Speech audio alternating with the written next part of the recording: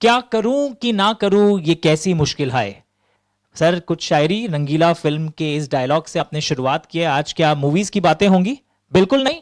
ये एक common question होता है once your results are declared and before your results are declared. आपको ये लगता है कि मैं क्या ग्रुप वन या ग्रुप टू या दोनों ग्रुप के ट्यूशंस लेकर ट्यूशंस के क्लास जो अटेंड किए उनको रिटेन कर कर एग्जाम में लिखने लायक बन सकता हूं। मैं क्या करूं इस बार, एक ग्रुप दूं या दो ग्रुप दूं इंटर का, या प्रेपरेशन के समय से ये क्वेश्चन आपके माइंड में आने लगता है।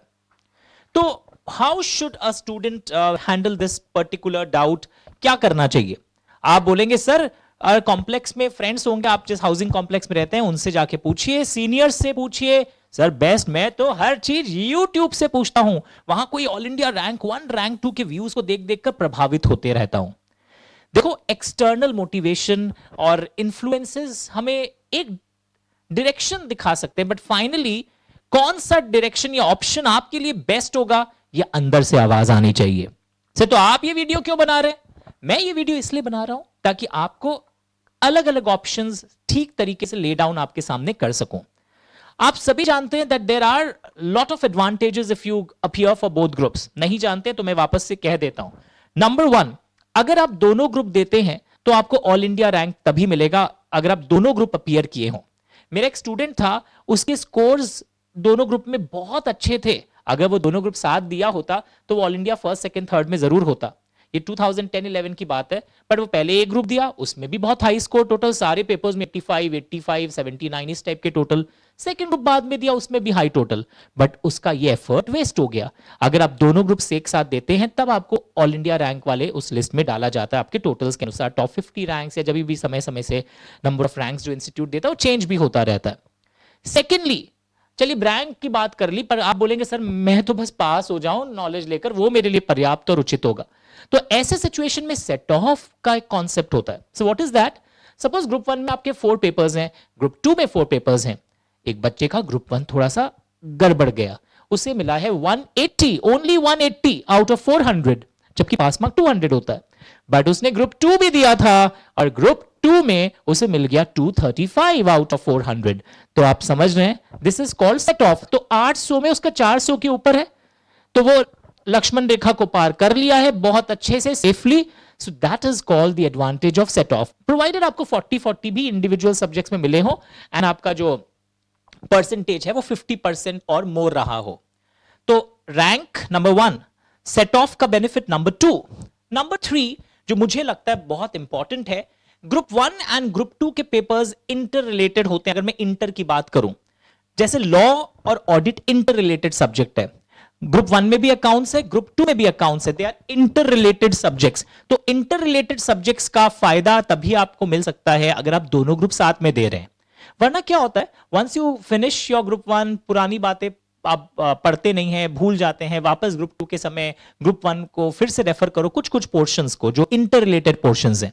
तो इसलिए भी आप सोचते हैं कि दोनों ग्रुप साथ में दे दो because there are interrelation. And usually देखा गया है, यूजुअली 90% केसेस में लोग ग्रुप 1 पहले देते हैं बिकॉज ग्रुप 1 के बिना लोगों को लगता है कि ग्रुप 2 का बेस उचित उतना नहीं अच्छा बनेगा। एंड मुझे भी लगता है that it really holds true, without group 1 your group 2 preparations can not be so good. तो 3 कारण मैं वापस रिट्रेट कर रहा हूं। आप रैंक का सोच रहे थे, आप सेट ऑफ का सोच रहे थे, आप सेट ऑफ का बाद ये जो पॉइंट मैंने आपको बताया इंटर रिलेशन। चौथा चीज that is again very important, ये जो बिग फोर्स होते हैं लाइक पीडब्ल्यूसी, डेलॉयट, केपीएमजी, ईवाई, इन लोग यूजुअली प्रेफरेंस देते हैं जिनका दोनों ग्रुप हो गया हो। यूजुअली हो सकता है आपने इंटरव्यू में एक ग्रुप क्लियर करके भी और थोड़ा सा आपका सोर्स कुछ रहा होगा, तो आप इस तरह का आंसर्स दिए that there even influence even if you have cleared group 1। But this is a usual trend कि अगर आपके दोनों ग्रुप्स क्लियर हो गए हैं तो you get an edge. So articleship in better forms possible if you appear both groups and clear both of them simultaneously, and better stipend, better exposure to the corporate world, और better सीख पाते हैं आप चीजें को। बड़े firms में आप देखोगे, आप मर्जर्स, अमैल्गमेशंस, वैल्यूएशन, बहुत इंडेस, बहुत सारी चीजों को सीखते हैं जो छोटे फर्म्स में आप उतना कई बार नहीं सीख पाते। तो ये 4 एडवांटेज है। 5वां एडवांटेज, एफिशिएंसी बढ़ जाती है। ये हमारे इंडियन स्टूडेंट्स का एक प्रॉब्लम है, आपको कितना भी टाइम दे दो आपकी तैयारी कभी नहीं होती। पर आप उसी टाइम को अगर ठीक से मैनेज करो, ग्रुप 1 ग्रुप 2 दोनों का प्रिपरेशन करो, तो it seems that you can do that. Many students have done that. तो ये एडवांटेजेस की बात हो रही थी। अब हम बात करेंगे डिसएडवांटेजेस जो आपके माइंड में है, एक्चुअली चैलेंजेस जो आपको लगता है सर बहुत डर लगता है, सर मैं बहुत डरता हूं सर, मेरे से नहीं होगा सर। कई बच्चे होते हैं, मतलब we are not criticising but every child is special. कुछ बच्चे ऐसे होते हैं जो बहुत डर जाते हैं एग्जाम से, पैनिक करते हैं, they are not able to handle the pressure. उस चक्कर में उनका ग्रुप 1 का प्रिपरेशन भी क्वेश्चन मार्क हो जाता है। तो तब तो मैं हाथ जोड़ के बोलता हूं भाई आप आराम से एंजॉय करके पढ़ाई को करिए, बिकॉज स्ट्रेस में हेल्थ खराब होगा, परफॉर्मेंस खराब होगा, टर्म पे टर्म बीतेंगे और आप नहीं कर पाएंगे। अब सब मुझे कैसे पता चलेगा मुझे स्ट्रेस होता है? अंदर अंदर आप ठीक जानते हैं। आपने एग्जाम के पहले कई बार लोग सुनने में आता है पूरा घर इकट्ठा हो जाता है, वो बच्चे का वेट लॉस हो गया, बच्चा खा नहीं रहा है, एग्जाम के पहले कई बार फिट्स आ जाते हैं। तो these things, considering these things in mind, please hurry आप, इतना हड़बड़ी की कोई दरकार नहीं है, कोई रेल नहीं छूटे जा रहा है 6 महीने से। आप पहले ग्रुप 1 अच्छे से फोकस कर लीजिए, फिर ग्रुप 2 दीजिए। मेरा एक डायरेक्शन दिखा रहा हूं, कॉल आपको लेना है, आप कितने अनसर्टेनिटी माइंड में है, बिकॉज सब कुछ माइंड गेम है। मन बना ले, दिमाग से सोच ले कि मुझे मेहनत करना है, तो आप कर सकते हैं।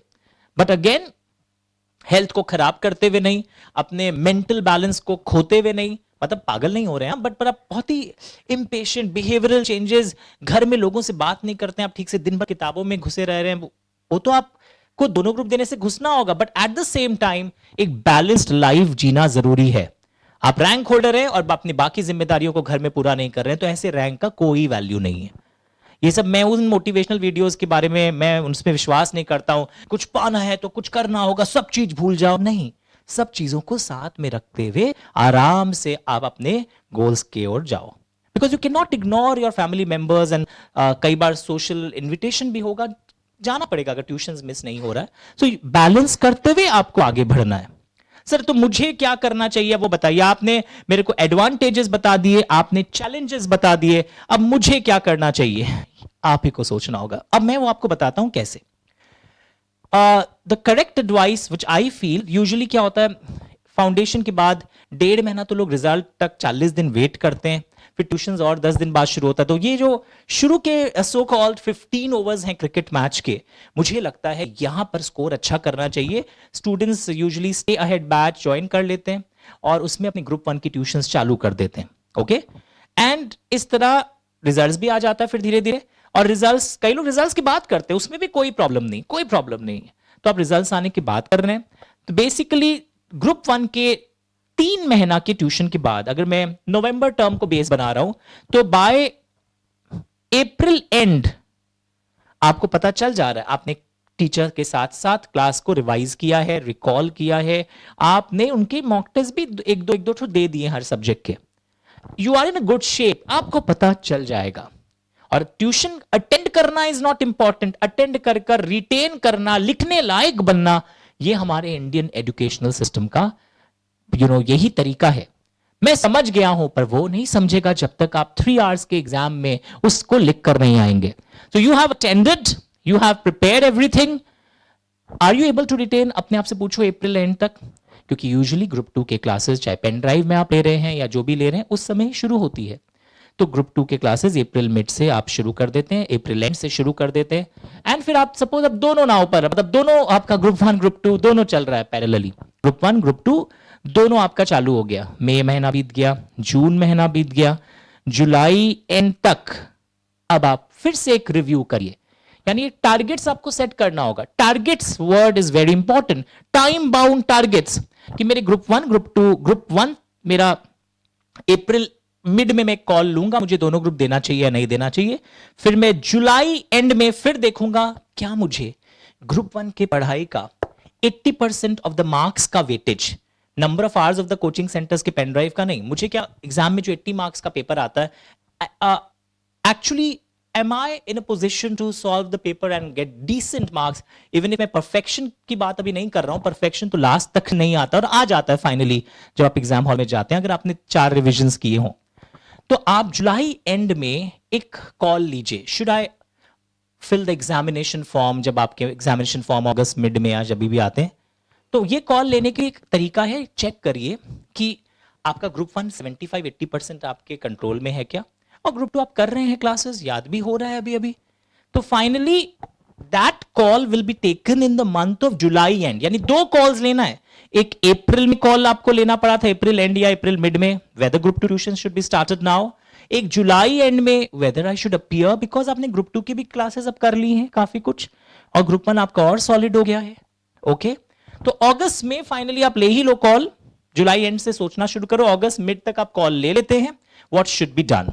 And in this way you have now determine, suppose that yes मैं करूंगा, दोनों ग्रुप अपेयर करूंगा, क्योंकि आप एग्जाम फॉर्म भी भर दिए। Understood?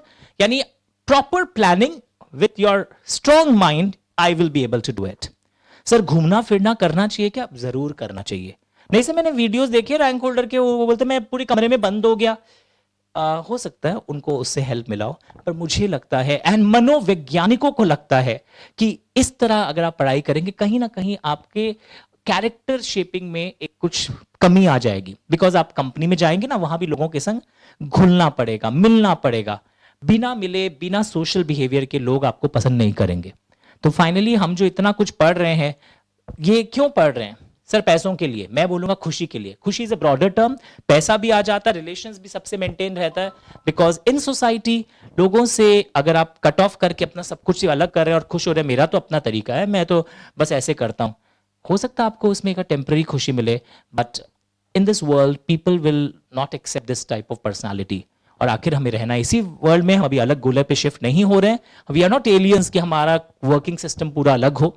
So please take a call after making the assessment of your strength and weakness and the advantages and challenges of both groups.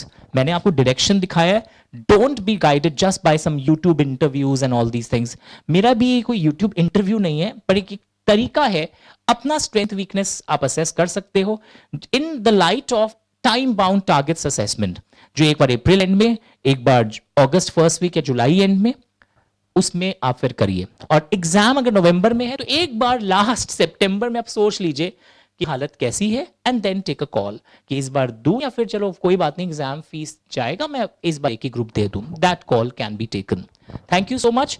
And अगर कोई और क्वेरी हो तो 9830259002 में व्हाट्सएप करिएगा, या मुझे आप ईमेल भी कर सकते हैं, amitbachawatclasses@gmail.com।